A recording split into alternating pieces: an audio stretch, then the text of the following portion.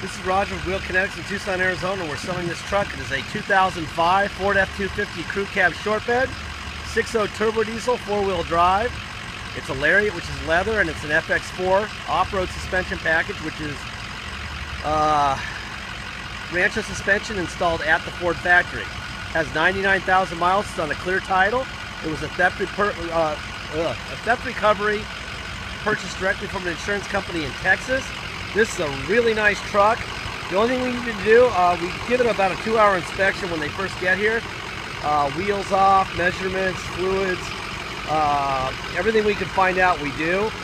And it needed nothing mechanically. It did need a rear seat. They stole the rear seat, which we replaced.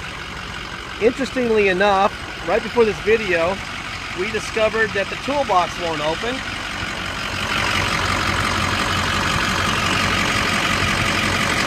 Because it has no handles, because it was electronic. It has it had a button to open it, and apparently that button was located in the seat, probably the center console of the rear seat, because we found cut wires behind the rear seat, behind the panel, so they probably ran it there. So there's probably something in there. There could be air, but there could be tools. Who knows? There could be nothing or a lot in the toolbox. So it's your job to get a switch and get it hooked up to power and open it. So it'll be like a grab bag. Could be 0, could be 0.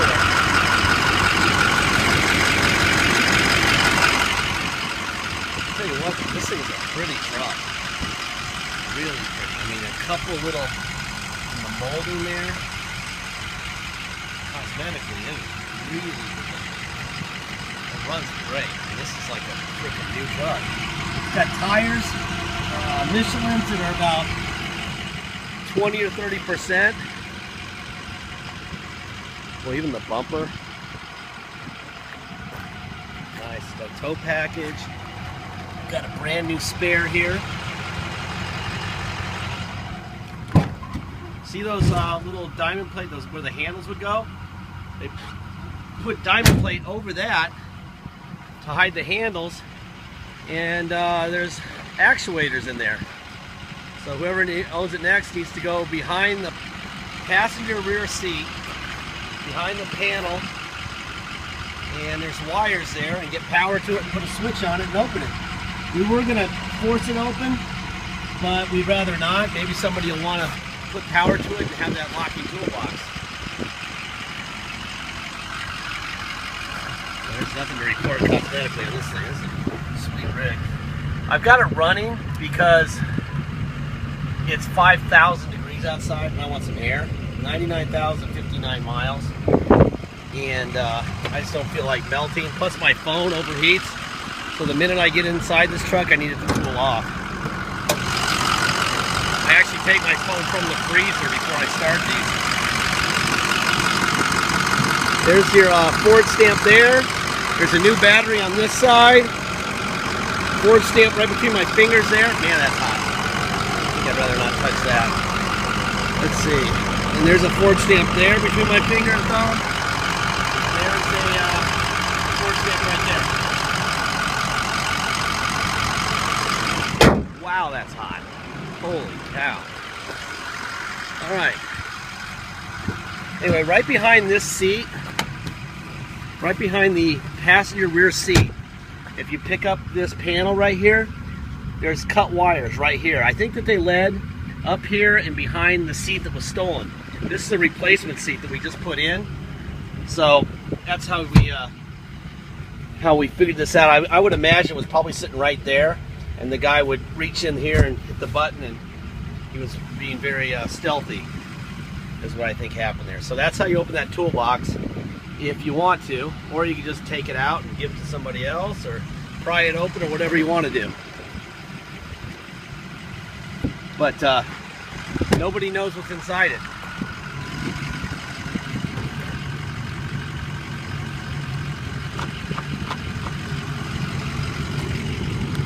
That's on, that's off, forward, back, pull seat down, pull seat up. Let's see, tilt down, tilt up, let's see, tilt up, and tilt down. That works fine. Front seat is in great shape.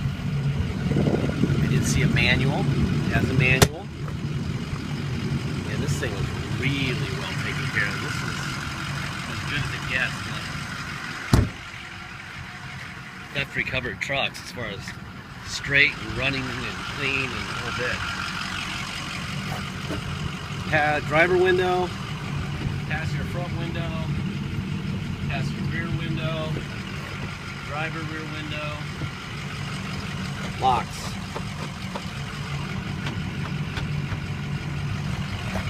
Temperature, let's see, heated seats coming off and on. Seat back, seat forward, seat up, seat down, tilt up, tilt down, tilt up, tilt down, that works. I do see that we did a little repair, our mobile repair guy. This seam was probably torn, so he repaired it from about here to right there. I don't know if you can see that or not, but yeah, it looks like he did a repair right there too. Tend to wear right on the seams. Let's try the mirrors out, in, up, down, other side, out, in, up, down. It also has pedals, up, pedals, that's down.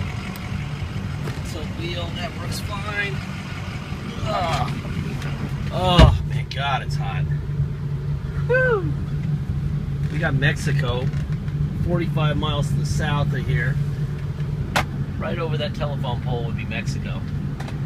About 45 miles. That's where all the moisture's coming from. Monsoon season, and it is not nice right now. July is the only month you don't want to be here weather-wise. All right, let's see. Radio. There you go. Let's try the. Here's the steering wheel controls. That works fine. Changing radio stations. That works fine. Manually, fine. Alright. Alright, so that works. Here's up and down. There. Temperature. That's all that working. That's fine. Let's see if there's the AC control from the steering. Temperature from the steering. That all works fine. There's your trailer controls. Let's see, I'm going to do a systems check here. We've had it running for about an hour just sitting here. It's 102. No air moving through it at all. It's freaking hot. So these are nice warm readings right here. Okay, that's that. Alright, here's tow haul. See that going on and off. There you go. Let me tilt the wheel down here a little bit. Put it in neutral. Put it in 4 low. Drive. There we go. And reverse. Boy, this is nice. That's definitely 4 low. Let's go 4 high. 4 high. Put it in drive. And put it in reverse. Perfect. Drive. 2-wheel drive. Let's yeah, it's got a rear slider. That motor's tired. They all get like that. It probably only has a year or 2 left in that motor. Then we have parking sensors, which I'm going to test real quick here on the front of this 7.3. Let's back it up and see what happens.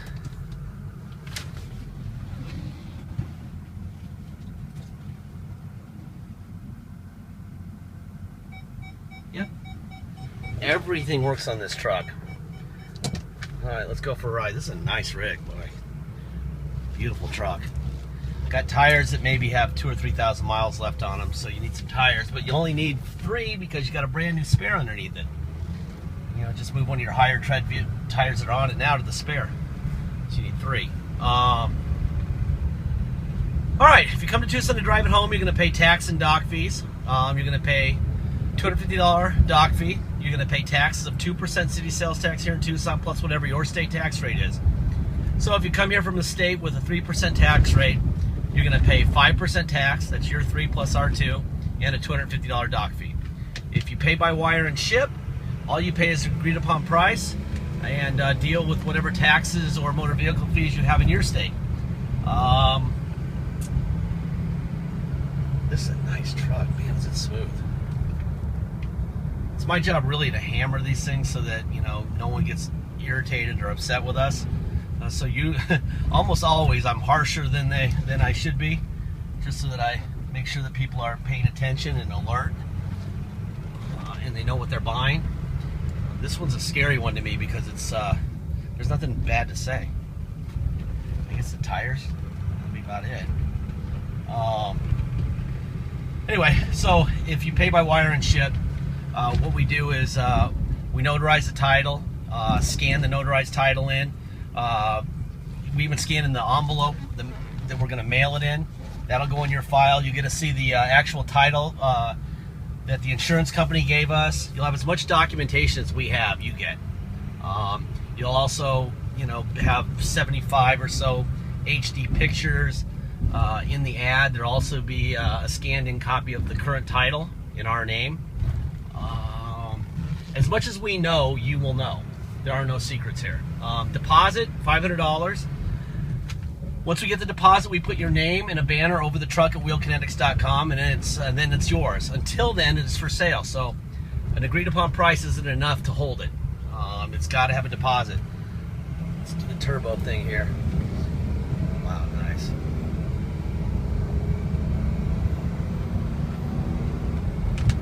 I think that toolbox is probably empty. I think we'd probably be hearing something rattling around in there. But maybe not, because it doesn't look like it was jimmied open. It looks like both latches are secure, so you might find something of value in there. Let's see. The last thing I always say in these videos, and I say this about every single vehicle on our property, whether, you know, it's the 99 manual F73 we have with 315,000 miles, or it's my brother's M3, which is right there. Out of warranty by miles and by year. The engineers at Ford, just like Porsche or BMW or anyone, don't know for sure what they can expect after a certain number of miles or a certain number of years. So that's why they end the warranty at that time, because it's just too risky at some point. If they could add a 1,000,000-mile warranty to the car, this thing would have sold for $100,000 brand new. And they would love that, but they can't do that. So basically what we're saying is the Ford engineers know a lot more than we do. So when you buy a vehicle, there is risk involved, especially when it's used. All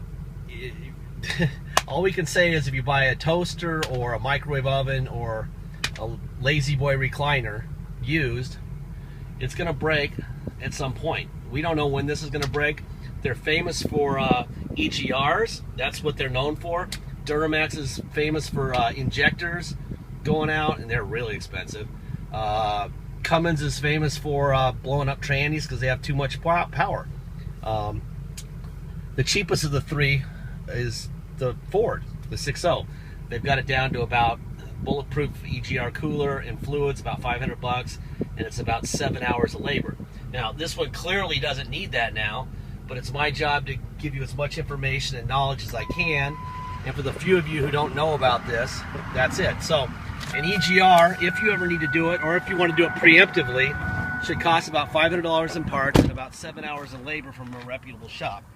I've seen guys take their friends so deep on these things, telling them that it's $3,000 to do this. It's not. It should cost, at the most, $1,500. Parts and labor, at the most. It should be closer, more like $1,000 if they're reputable and they know what they're doing. That being said, that's their weakness. That's what it costs if you have to deal with it. This one you don't have to deal with it, so you know. But anyway, if you are risk averse though, you can buy a Lariat, a brand new Lariat crew cab 4x4 for probably, I know what it is, between $50,000 and $60,000. Otherwise, consider all the money you're saving here and think to yourself that someday, sooner or later, you'll have to spend some of it on repairs. Not all of it, but some of it. Someday. All right? Thank you for your time.